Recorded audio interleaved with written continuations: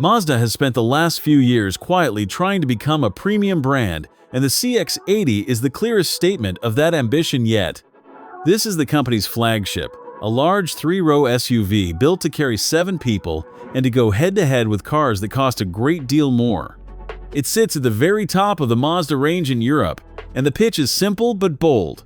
Offer the space, the seats, and the quality of a luxury 7-seater, charge noticeably less than the German badges, and trust buyers to notice the difference. In the metal, it almost makes the case on looks alone. The CX-80 is long, low roof for the class, and elegant in a way that big 7-seaters rarely manage, with a deep grille, slim lights, and a clean body side that avoids the slab-sided look of most three-row SUVs. In this warm copper paint, parked among its rivals at an outdoor dealer event, it reads as the most expensive car in the row, even when it is not. Mazda has always understood proportion and surfacing, and here that pays off. It looks like a premium product, not a people carrier wearing an SUV costume. That premium feeling only deepens once you open the door. The cabin is genuinely lovely, with real stitched leather, open-pore wood on the higher trims, and a calm horizontal dashboard that feels expensive and built to last.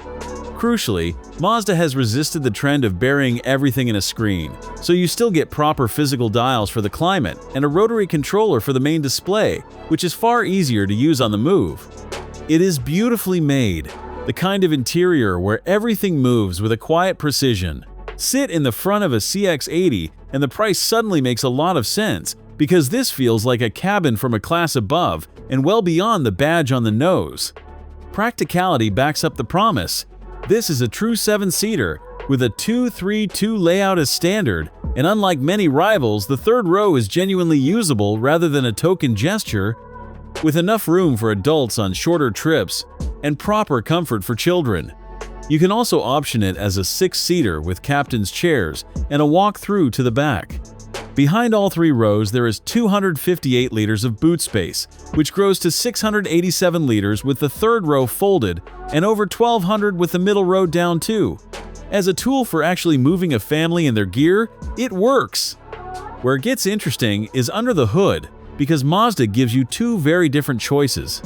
The first is a 3.3-liter inline-6 diesel with mild hybrid help, making around 250 horsepower and a huge wave of torque.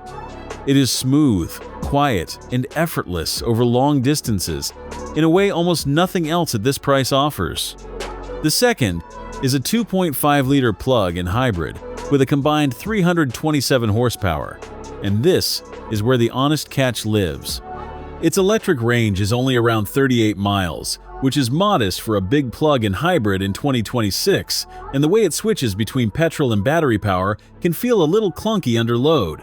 If working through choices like this helps you buy the right car, subscribe so you catch the next one. The good news is that if refinement matters most to you, that smooth inline-6 diesel is sitting right there in the same showroom.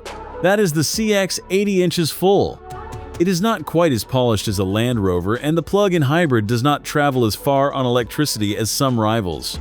But it offers something genuinely rare, a 7-seat SUV that feels properly premium without a premium German price, and a 6-cylinder diesel almost no one else still builds. Step by step, Mazda is becoming the brand it has been trying to be. For a family that wants something a little different and a lot more special, that is a genuinely tempting combination.